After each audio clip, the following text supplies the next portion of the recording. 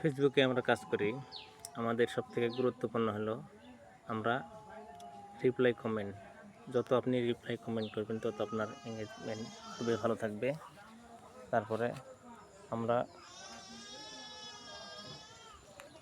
তারপরে আপনাকে গঠনমূলক কমেন্ট করা লাগবে, কারণ ধৈর্য ধরে আপনাকে সব কিছুই চালানো লাগবে। ধৈর্যর তুলনা নাই, কারণ আপনি সফলতা পেতে হলে আপনাকে অনেক ধৈর্য লাগবে। খালি রিপ্লাই কমেন্ট করবেন, তারপরে গঠনমূলক কমেন্ট করতে হবে। আমাদের করণীয় কি? ফেসবুকে আমরা কাজ করতে এসেছি, এদিক ওদিক না থাকে ফেসবুকে কাজ করব ধৈর্য ধরে, এবং আমরা কন্টেন্ট নিজস্ব আপলোড দেব।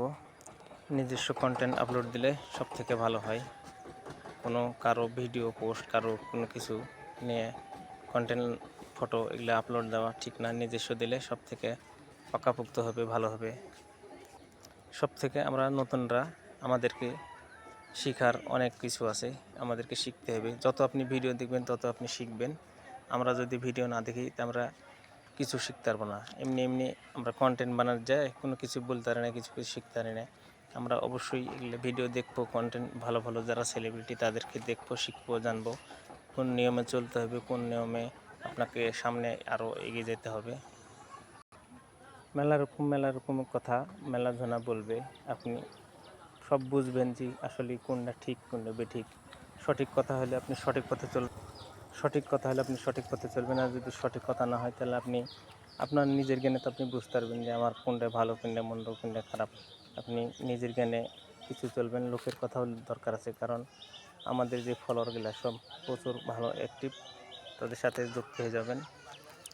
খুব সুন্দর অ্যাক্টিভ আমার ফলোয়ারগুলো, তাদের সাথে যুক্ত হয়ে যাবেন। যারা ভালো ভালো আরও অনেক ভালো ভালো কন্টেন্ট ক্রিয়েটর আছে, তাদের সাথে যুক্ত হয়ে যাবেন, তাদের সাথে পাশে থাকবেন। আপনি মেলা কিছু শিখতে পারবেন, কারণ আমরা তো নতুন, আমরা তো অবশ্যই আমাদেরকে থাকতে হবে, জানতে হবে, বুঝতে হবে, তাই না? কত রকম কতজনা আবেগে কত কি গায়, কত কি কথা বলে, আসলে বলাটা ঠিক না। কারণ মানুষের মন পাওয়া অত সহজ না। মানুষের মন পাতে হলে মানুষের মনে জোগাতে হবে।